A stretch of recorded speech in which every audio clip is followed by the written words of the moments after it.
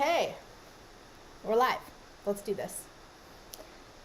What's up, everybody? My name is Erin Barra. Don't even know where to begin. I'm gonna walk you through what is a presentation I put together for MoogFest 2019, and there was only a few people that got to see it that were physically there. So I'm stoked to be able to share this with you because I spent a lot of time working on it and it's really meaningful to me. So it's exciting to kind of have an opportunity to recreate this. Okay, so I took notes. Let's check this out. So what it is it's a performance. It's a cover of a Stevie Wonder song called I Believe. And the Stevie Wonder song is pretty out there. It's pretty synthetic and grooving as well, which was one of the reasons I chose it, was because it was simple enough and was already pretty synthetic, so I knew that it would translate well when I started to integrate it into my setup. And I identify as a electronic singer-songwriter, mostly, is what I would call myself if I had to put a word to it or a label. And I'm a big Stevie Wonder fan too. So, but I really didn't resonate with the lyrics. Basically, the gist of it is, I believe when I fall in love with you, it will be forever. And it's very naive in a sense. But I loved the song, so I was trying to figure out how I was going to relate to this lyric and make it mean something to me. So at the time, this was almost 2 years ago. Wow. I decided that it was going to be about self-love. That the song, when I sang the song, it was going to be about me loving myself. I believe when I fall in love with you, it will be forever. And that made me super, super excited and kind of set the scene for every choice that I make musically from that point on. And now that I'm revisiting this 2 years later, it has actually another meaning to me. And you'll have to forgive me. I'm going to be snacking the entire time that we're live because I'm pregnant. And so now when I'm singing the lyric, or when I'm thinking about the lyric, it's really I believe when I fall in love with you, it'll be forever. And it's about, this other being, which is inside of me. And it'll make a lot of sense as to what I'm doing with some of the modulation here. I'm actually recreating heartbeats and stuff in a way. So there's just a lot of meaning to me. And that's where it all comes from. No matter what's going on, I just have to care about something in order to even be motivated to do it in the first place. But just even make decisions about it, if I don't really have a place to begin with, then it doesn't really go anywhere. Okay. So I'm going to tilt the camera down now. Talk a little bit about the setup here that's going on. So this is Push, and it's in note mode right now, so I can play notes, and I'm sending this MIDI information over here to the Minitaur. I also have the Minitaur editor up on the screen here, so you can see when I adjust cutoff filter or cutoff frequency here on the filter, you can see this happening on the VST as well, so everybody can kind of know what's going on here. So MIDI's coming into the Minitaur. It's coming out as audio into, I've got two Minifoogers here. This is a flange and an overdrive. They don't make these anymore, which is a big bummer, because they're awesome. I love the pedals. I should have bought them all. Should have bought all the Minifoogers. I like the Minifoogers because they're smaller. But anyways, okay, so it comes out audio here as overdrive. And then that's going into, I have an Apogee Element 24 audio interface. And that's what's going on here. And then this is just another soft synth wavetable. We'll take a look at it. Looks like there are already questions. Interesting. Yes, I'm actually going to talk a lot about how this filter situation is happening. So, okay. So the other thing that I'm really interested in is Mpe Data. I don't know if anybody's into this. And so here's like the crux of it, right? I love analog synthesis and I want to be using my synthesizers. But that being said, mostly I work in a really digital environment. I'm in Ableton Live, I'm using a lot of MIDI controllers, I play them as instruments, and so for me it's like, how do I find a way to get this expressiveness as an instrumentalist, as somebody who uses their hands, while still getting the sound that I want from my analog synthesizers. So I kind of had been thinking about this for a long time. Like, how am I going to do this? And also with Mpe Data, this is new, maybe to some people and not new to other people, but basically Mpe Data allows you to send per note modulation information. So as I press down on one key, I can assign the pressure to modulate a parameter somewhere, and then, but I can do that per note, so I can have a different filter, cutoff frequency on the filter for each note, basically. And I've been into Mpe for a long time. So it doesn't really work with analog synthesis the way that you might expect it to. So what I'm doing and what I have done is created a way so that as I apply more or less pressure to the notes on push, it is then modulating cutoff frequency here on the filter. So I'm just gonna kind of show that. What am I doing? Oh.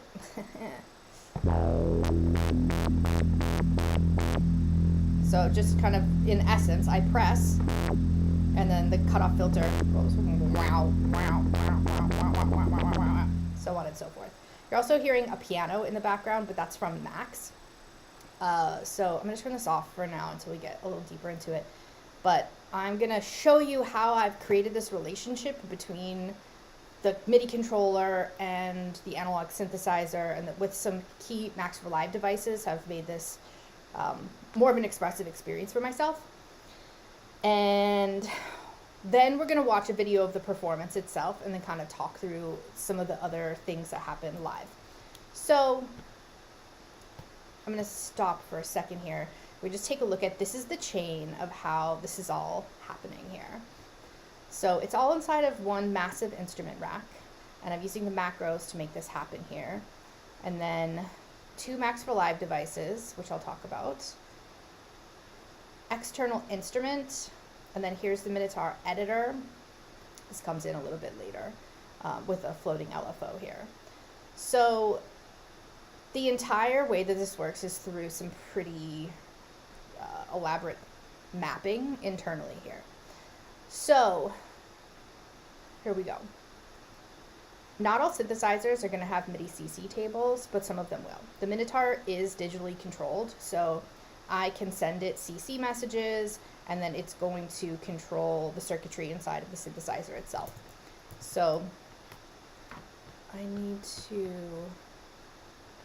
go to my other thing here. Okay, so the way you find this is you're going to go to your synth and go to the manual. So for instance, my grandmother is all analog, and I can't do that with the grandmother. So not every synth is going to be able to do this, but if you go to the table of contents, you can see MIDI CC tables on page 22. So I head over to page 22, and then here is the table of all the continuous control messages and what's going on here. So I'm looking for cutoff frequency on the filter, adjust the filter cutoff frequency. So it's giving you 2 sets of numbers, and truthfully, I don't know the difference between the 2 of them. I tried them both, and the one on top is the one that worked for me. So I've got the number 19. So I know that on CC 19, that's where this message is being sent. Filter cutoff frequency. So I now have to go, let me go back to live here. So now I need a device that's going to allow me to have a knob that's actually adjusting CC 19. So this is a Max for Live device. There's so many different CC mappers. So just to kind of show you, here's a Google search I did of Max CC mapper. There's so many free ones. Lots of different people are making different stuff. Free Max for Live, so many of them. So this is like not a new idea necessarily. This is the one that I went with from this developer, Fleck 8, because I liked the way it looked. Some of the other ones just seemed more complicated to me, and the user interface for this one spoke to me. So I went ahead and just downloaded the device and threw it into Live, and then you can see here's the CC Mapper device right in front of me. I have it open in Max too, so that you can see kind of the complexity of this. So here's the UI. This is just, you know, what we see, and then here's the back end of that patch. So you can see this took somebody a really long time to patch all this, and this is like the beauty of Max, is that standing on the shoulder of giants in a way, and it's really cool that this stuff is free. So I'm going to close Max to save myself some CPU here, but it's very impressive. And all I have to do on the user end is just drop the device literally into the chain. I just took it from my desktop and dropped it, boom, right in there. So now all you have to do is type in the CC value, and I typed in 19 because that's the number that I got from the manual, and I'm halfway there. So now I have a digital knob that's going to modulate cutoff frequency on the synth. Okay, so now I'm going to open up the Minitaur editor here. All right.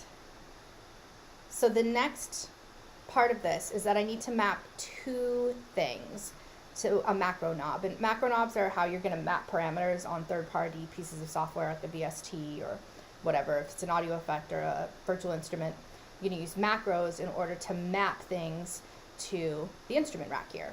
So I'm going to open up the mapping here, and you can see that macro 1 is mapped to two things. It is mapped to three things actually, but you only see two of them right now.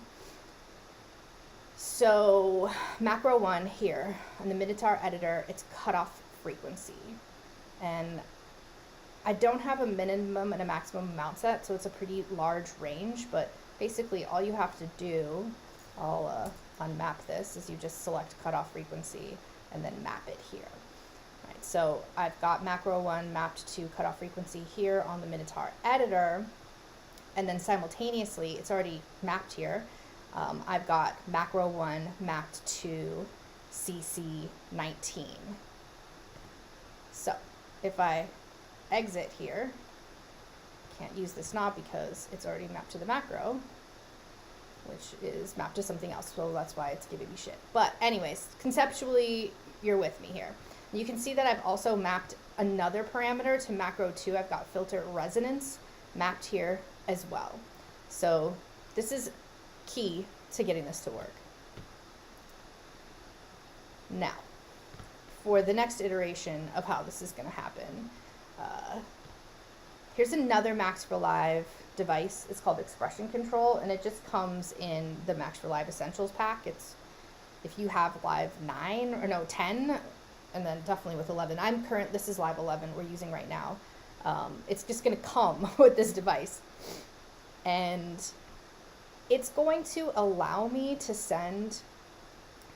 assign modulation, right? So I am assigning aftertouch to macro 1. So CC 19, filter cutoff frequency, and aftertouch are all mapped to macro 1. So I'm just holding down a note, and you can see here, aftertouch is now modulating this on the Minitaur. These are all moving in tandem. Let me open up the editor again so you can see this here. Super sensitive, and this is like the key to how the awesomeness unfolds, is that now I've got this extremely expressive device here, where I can play my MIDI controller. I can have more gestural control over the sound. I use this term a lot, but I'm putting my hands on the sound. Okay, so let me pull it back up. Just kind of talk about how the sound begins here. So yeah, we're down here. LFO rate, VCF, perfect. Okay, so I'm holding the note down, and you can see that there's this really low, slow filter opening. Make it a little bit faster. And then back down again here, right? So this sound of it, to me, this sounds like something's alive, but it's maybe dying or something, right? Like, it's not a vibrant living thing. It's like this slow sort of roar, roar. And for me, like, that's the feeling of love that hasn't been nurtured. And you know, initially when I was singing the song, it's about a love for yourself that you don't have. So that's how the sound basically starts. It just sounds with this low grumble. Now I'm gonna play the video for you so you can watch the performance. The first half of it is me singing the song, and you'll see that I'm doing a lot of this aftertouch modulation. As I'm singing, this is all one live take, and it's not perfect, but this took me so long to prepare for. Like, I would practice 4 or 5 hours a day, every day for a week and a half leading up to Moogfest, as this was coming together here. So anyways, here's the performance, and then once I get through the end of this, I'm going to talk more about how I'm using the Minitaur to do a bunch of the stuff that happens. In the second half, it's all just like an analog synth performance. Right, so after I've sequenced and recorded a number of things in, I'm then moving over and then just focusing on the hardware.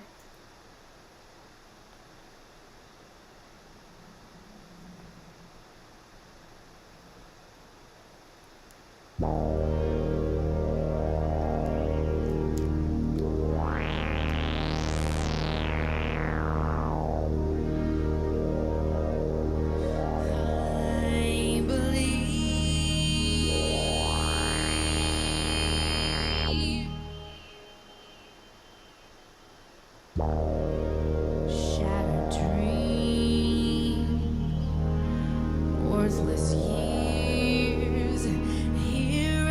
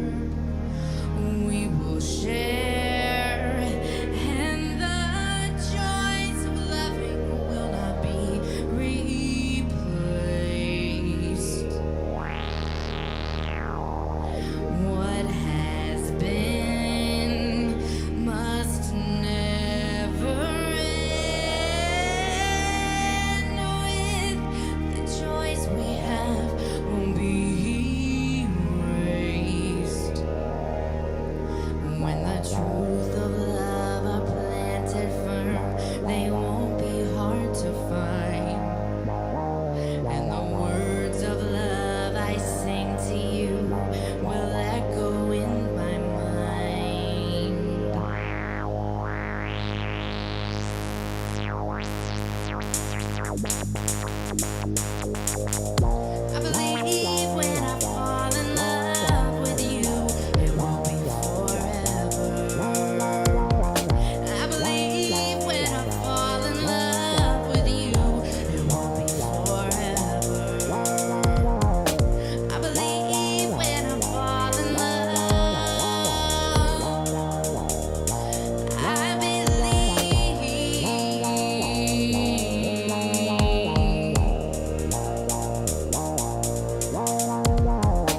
I believe when I fall in love with you, it won't be forever.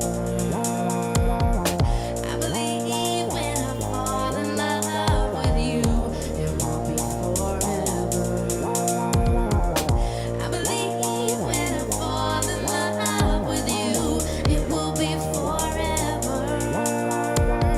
I believe when I fall in love with you, it will be forever. I believe when I fall in love with you, it will be forever. I believe when I fall in love with you, it will be forever. I believe when I fall in love with you, it will be forever. I believe when I fall in love with you, it will be forever. I believe when I fall in love with you,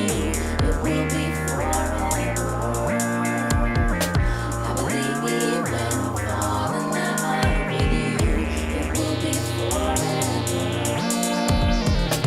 I believe when I fall in love with you, it will be forever.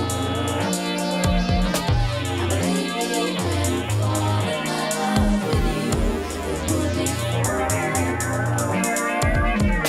I believe when I fall in love with you, it will be forever.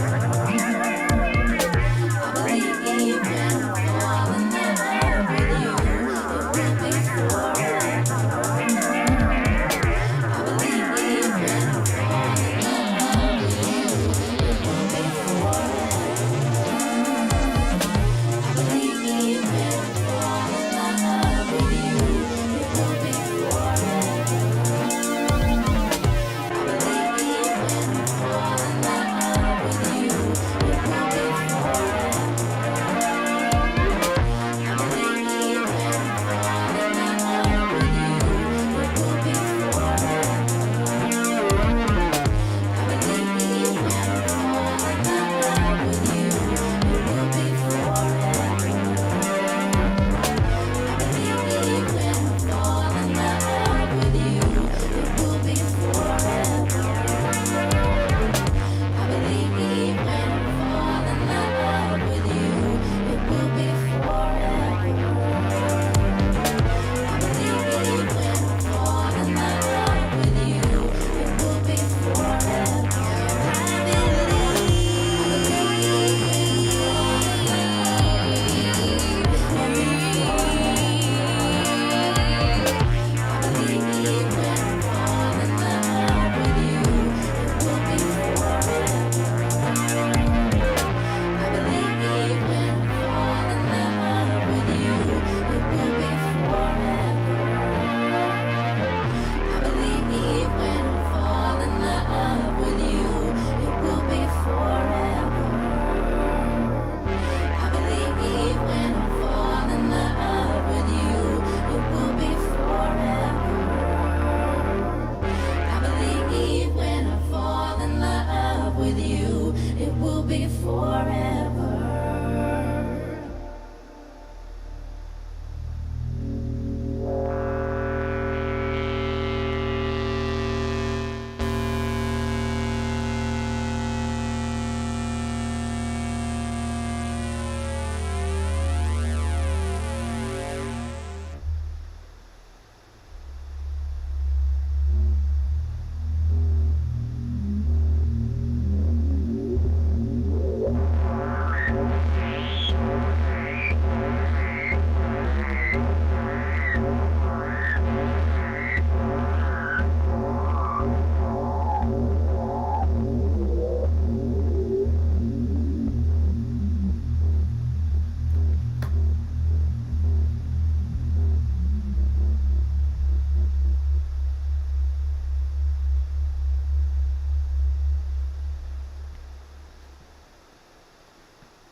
Okay, so not that many people saw it then when it was live or afterwards. Not that many people saw it.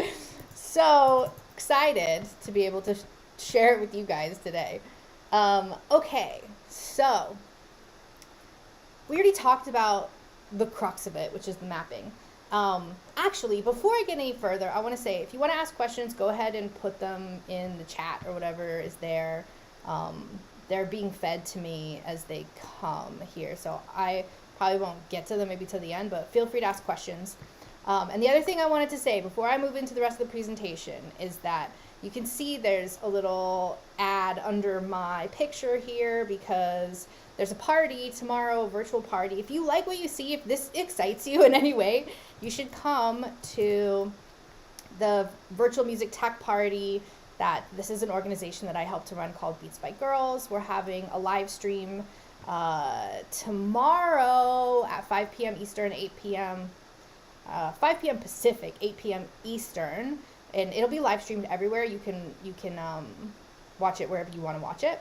But there's a lot of really cool stuff that you can get, and we've got a silent auction, and you can win a Mother 32 plus so many other cool pieces of gear, right? So I'll say it again at the end, but I forgot to say it earlier. Come to the party. It's going to be awesome. The link is down below my video right here. Okay, on with the show. So, I've got my, oh yeah, I turned it off. Okay, so this is like the main gist of it here, and it's supposed to be starting from something that hasn't quite been born yet, or a love that hasn't been built. And so I've got this like grumbly sort of animal that's like maybe not alive, maybe is alive. And remember, I'm like reinterpreting this now for an unborn child that I'm currently carrying to make it like reinvigorate the lyric for me here. Okay, so what I'm gonna do is just send it some sequences and then kind of talk about what's happening from here. And maybe this is interesting to people as well, but here's the live set. There's a crap load of routing that's going on. Here's my live vocal. Here's the Minitaur, and then here's the horn pad. And you can see they're all monitored in. I want to be able to play with this whenever I want to. And that the Minitar is receiving MIDI from the push. And this is an instance of Wavetable is receiving MIDI information from the LPK. So that's how I'm able to kind of separate these two out and play them at the same time. It did take a lot of practice to be able to play the bass and with my left hand on an XY axis and then the harmonic progression on a linear surface here. But that's all it took was practice. And then this is the only thing that's pre-sequenced is this drum sequence here. And you can see there's a little bit of a pickup so that, basically this is here so that when I'm in the moment, I don't have to have the metronome on because I don't want to hear the metronome. It's not the grooviest thing in the world.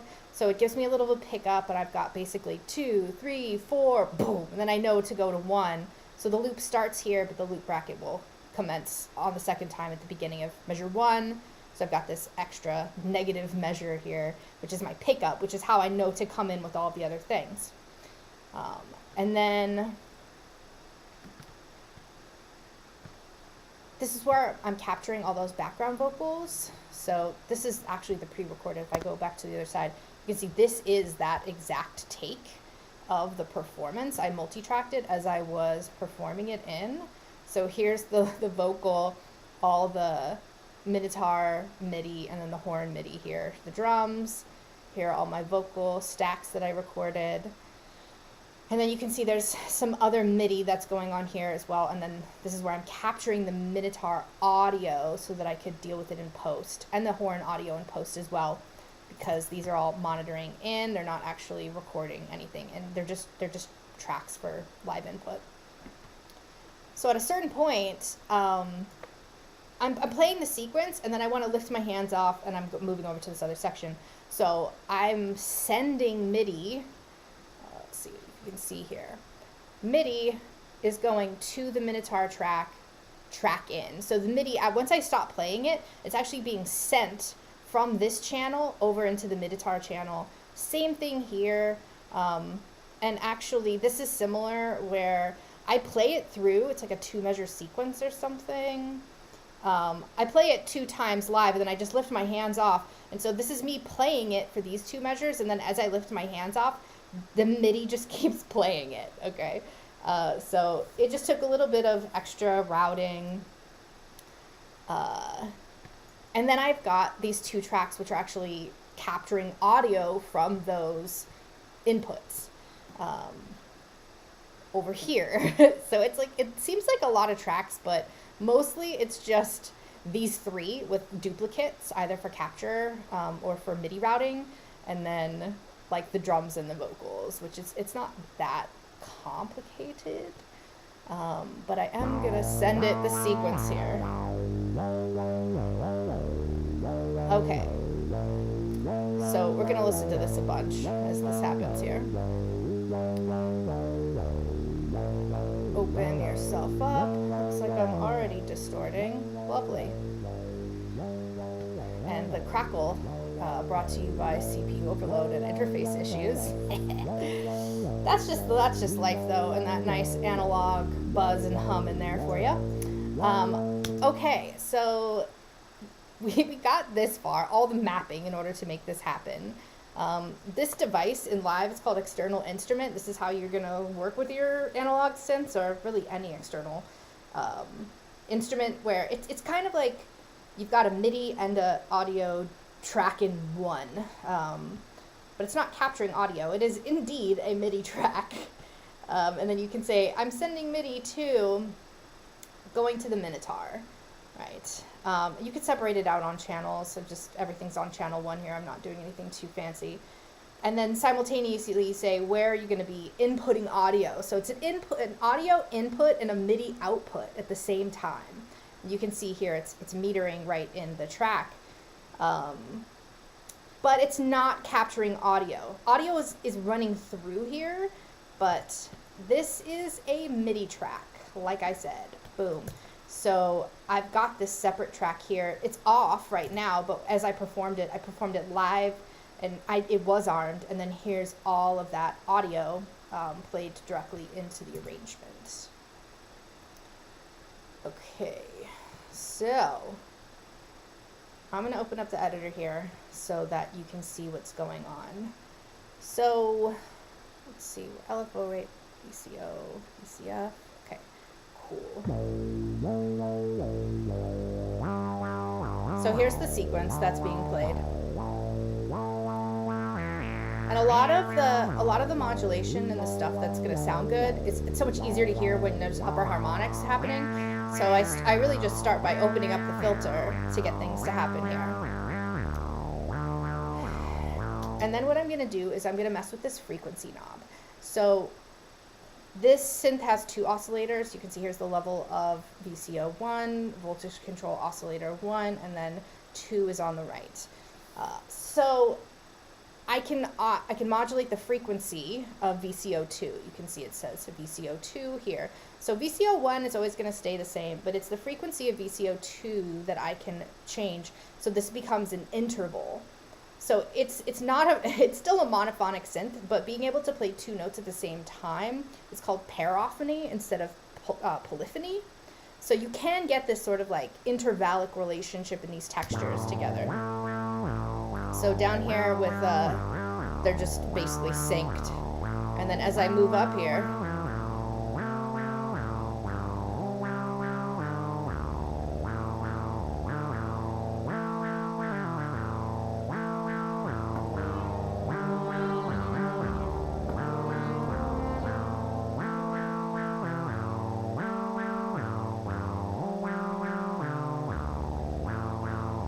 so as I move up, I'm actually looking for a perfect fifth. The fourths sound really cool too, actually. And I'm going to open up the filter so you can hear it a little bit, and I'll stop at like a minor third, I'll stop at a fourth, I'll stop at a fifth. And I'll pull this open, and the more upper harmonic representation you get, the easier it is to hear the interval.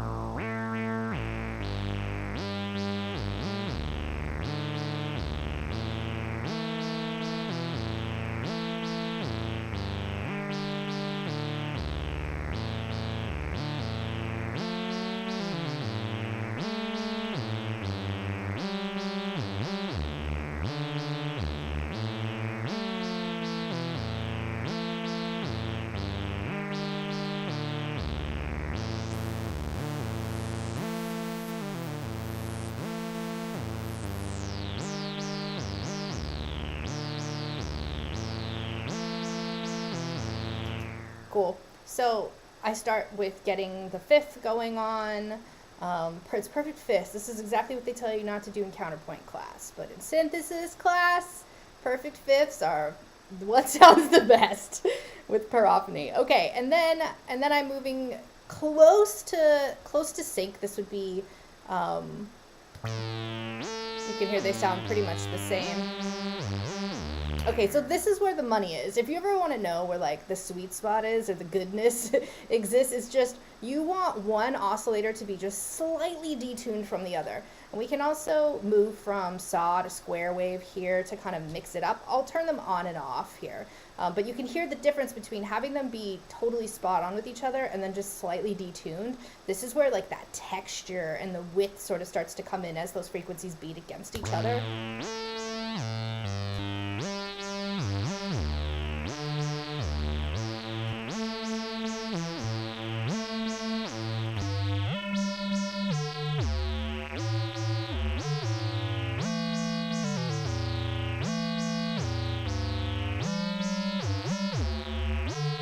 Lots of texture. And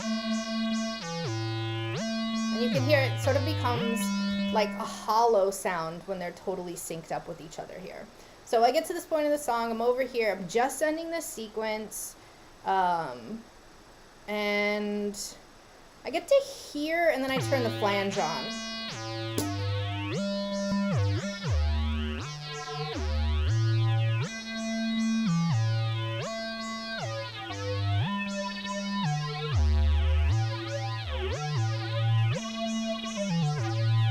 So for me, this flange, I mean, at its essence, what's happening is this is LFO rate on a delay time being modulated slowly. But the result of that is this sort of like metallic whooshing sound, if you will. And so I find with these, and even if I'm super quiet, you might be able to hear it.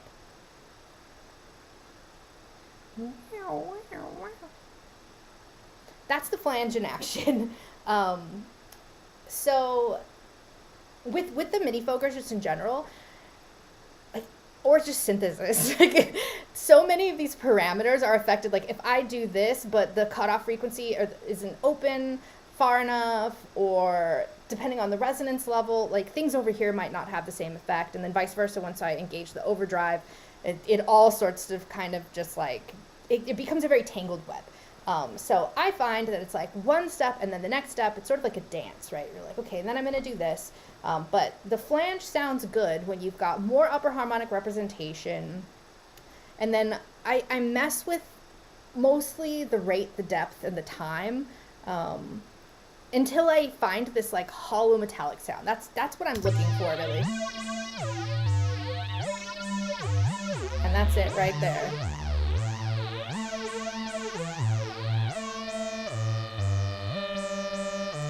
This I like too.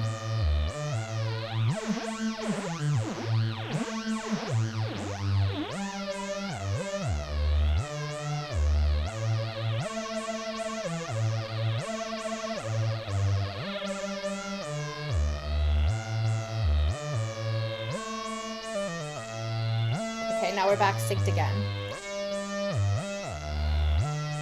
So just to give you a little bit of context here, I'm going to play the vocals so you can hear them together. I believe when I fall in love with you, it will be forever. I believe when I fall in love with you, it will be forever. I believe when I fall in love with you, it will be forever. All right, so we've got this next texture happening. And then I'm going to just continue to pull this up till I'm another, maybe a third, maybe a fifth, maybe a fourth. Just got to use your ears. This thing's been on for a long time today, so we're all tuned up. But I'm just going to pull again the parophony into play and get another interval going. So I'll start here at that slightly detuned. I believe when I fall in love with you, it will be forever. I believe when I fall in love with you, it will be forever. I believe when I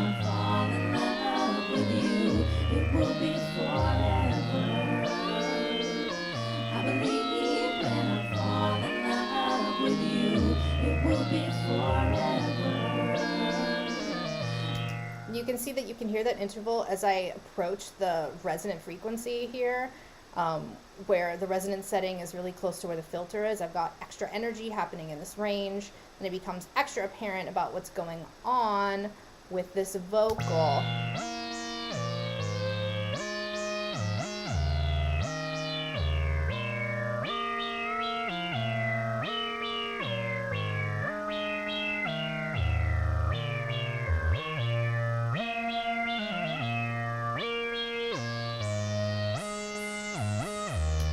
Okay, so it's all just about like taking steps for me, right? Like, this texture is now bigger, this texture is now bigger.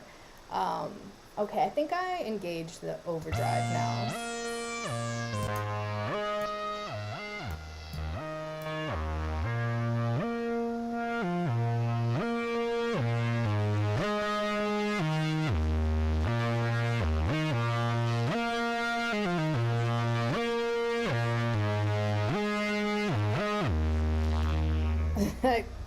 The overdrive is everything. Now when I hit stop, you can hear even the sound of the LFO in action is being overdriven, and how much noise this makes. It's texture. It's almost more texture than it is tone. And I dig this so much. I can't, like, once you have the overdrive engaged, you can't turn it off. That's just like the fact of the matter when you have this, when you're playing it live. And so I kind of wait until a more emotional apex of the song, and then I've got it here. So this is now about 3/4 of the way through building the texture.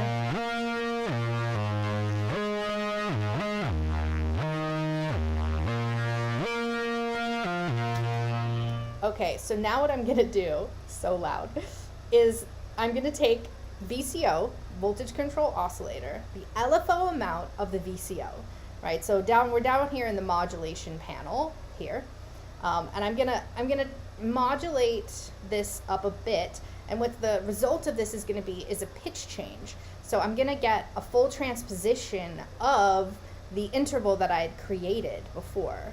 So maybe we'll pull this down.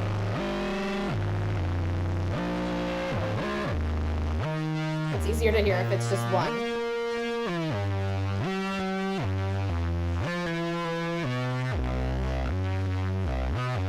Do it again. So I'll engage the vocals so you can hear the reharmonization of the bass. So here it is originally.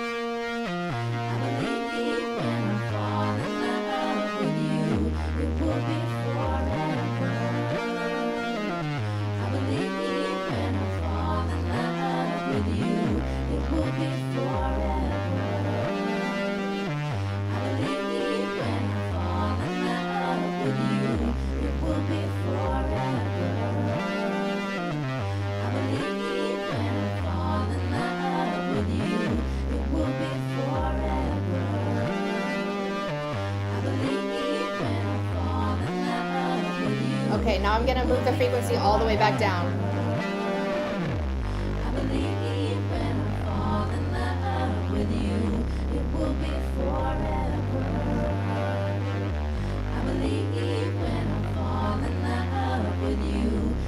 And then I'll modulate it back up.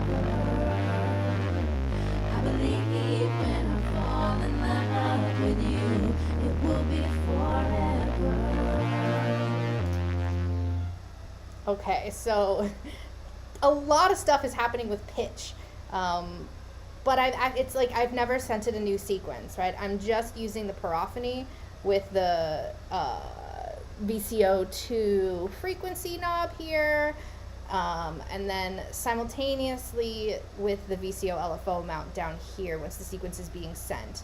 And a lot of it, especially the like textural resonant stuff, has to do with the relationship between cutoff frequency and resonant frequency here, where I'm giving a little bit of extra energy.